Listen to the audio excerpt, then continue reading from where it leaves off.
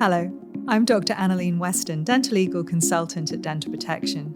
Welcome to RiskBites, a series of podcasts created specifically for dental practitioners in Australia.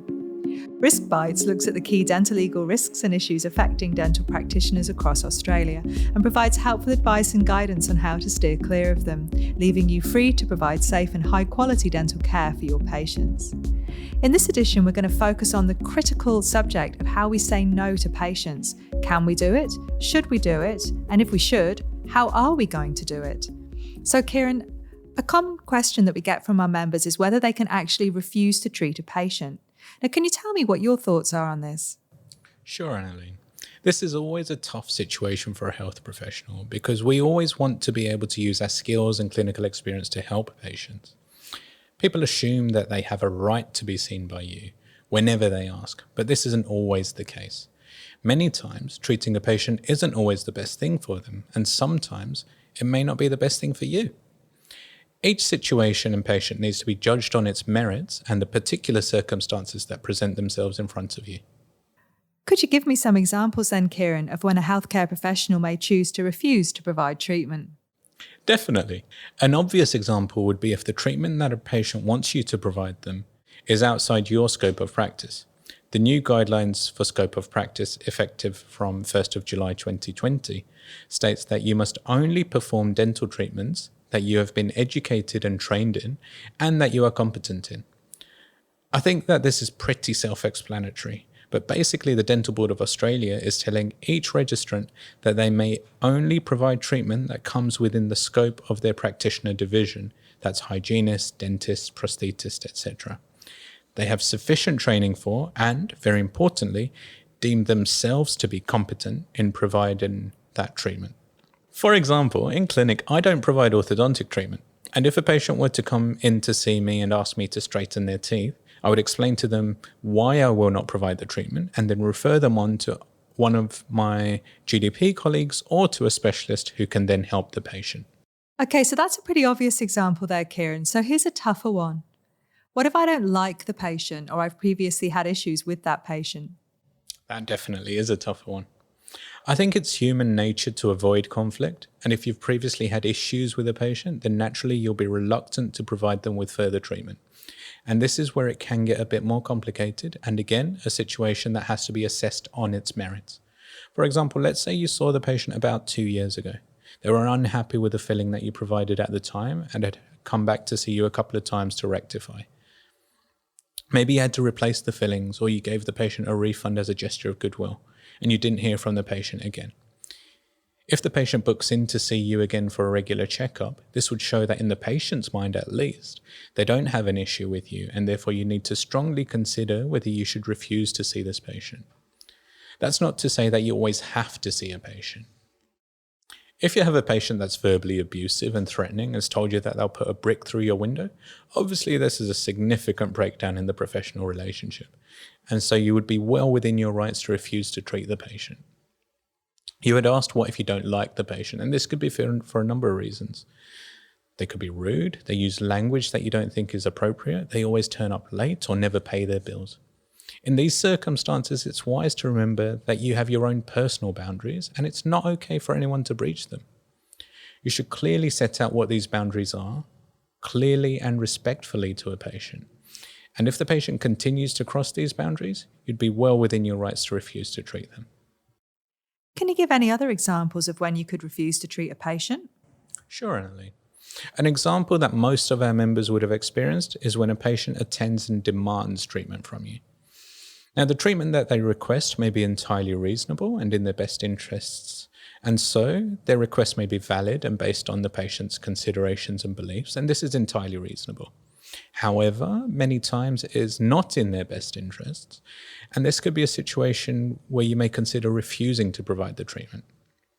Now, an example of a situation that I have come across a few times, especially when I was working in England in a very high needs area, would be a patient coming to me for the first time. They've not seen a dentist for 7 or 8 years, and they come in and say, "Dr. Kiran, can you extract all my teeth and give me dentures?"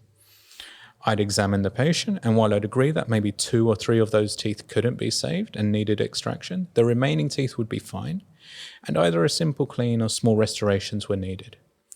I did not believe extracting all the teeth and providing dentures was in the best interest for the patient or the right thing for them, and would have to refuse to provide this treatment. This was always a difficult conversation to have with patients. So how would you go about having that difficult conversation with the patient, Kiran? As you know, Annalene, with most difficult situations, communication is the most important factor. Often it's not the decision to refuse treatment, but the way that it's conveyed to the patient that makes the difference. For me, for example, I would explain my findings to the patient and explain to them that aside from the very broken down teeth, the rest of their teeth could be saved. I'd further go on to explain that dentures, or any of the other options, are not the route to a lifetime of having no dental issues, and would explain the difficulties in wearing dentures, the need to try to get used to them, how they would affect their speech and taste, and that the dentures would need replacing over time.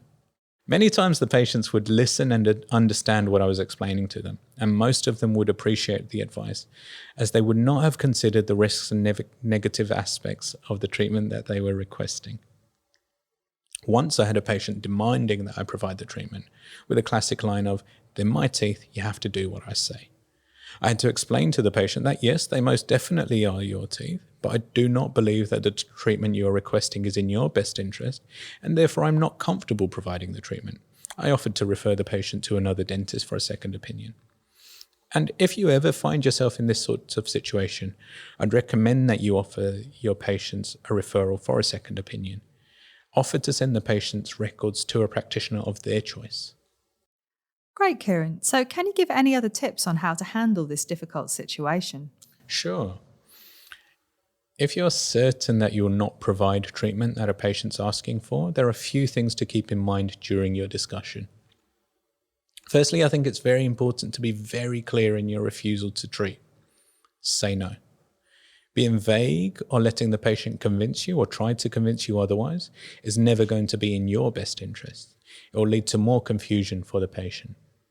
As explained before, simply saying no and walking out of the room is never the best way to handle this situation. So it's important to explain why you're refusing to provide the treatment. Many patients will be more reasonable in face-to-face discussions with you, and this can also help build trust. As always, offering the patient alternatives and explaining the pros and cons of these alternatives is necessary. And if you feel that a patient is adamant that they want the treatment, always offer to refer them for a second opinion. Do we have any guidance from any of the regulatory bodies on refusing to treat patients?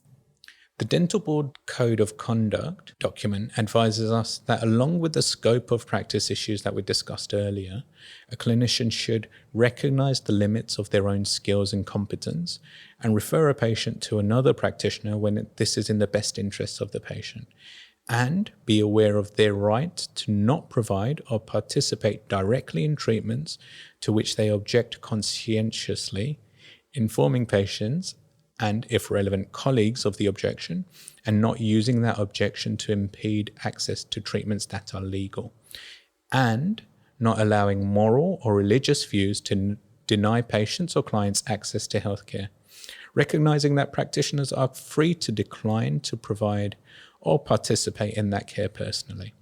Similarly, the Healthcare Complaints Commission of New South Wales advises that a practitioner is obliged to see a patient when a person's life is in danger and they require urgent emergency treatment. It goes on to say that in non-emergency situations, a health practitioner may decline to see a patient for reasons such as they don't have any free appointments available, and taking on a new patient would compromise the care that they provide to existing patients, or they don't feel that they have the right expertise to help, that there has been a breakdown in the relationship between the practitioner and the patient, or there is a risk that professional boundaries could be crossed. Okay, Kiran, thanks. So are there any situations where you can't refuse to treat a patient? It's always important to remember that as a healthcare professional, you cannot discriminate and refuse to see a patient based on their race, religion, gender, sexual preferences, or physical or mental disabilities. The only exception to this is when it's not possible to see a patient. For example, if you have a bariatric patient who exceeds the safe limit of the dental chair, and we'll put a link in the episode's note to one such case and how the practitioner handled it. Another example could be if you have concerns that the patient has behavioral issues, generally out of their control, which could make communication, consent, and provision of treatment difficult. In all such circumstances, it's important that you offer the patient a referral pathway to an appropriate clinician. We can't just abandon patients, especially mid-treatment. You have to ensure continuity of care, so make sure that you appropriately hand over or refer them. Thanks, Kiran. Do you have any final comments on this issue? Sure. Refusing to treat a patient for whatever reason is always a difficult situation to be in. And I think most clinicians will face something like this at some point in their career. Each situation needs to be carefully considered. Communication with your patient is very important, and I would suggest that this isn't delegated to a staff member.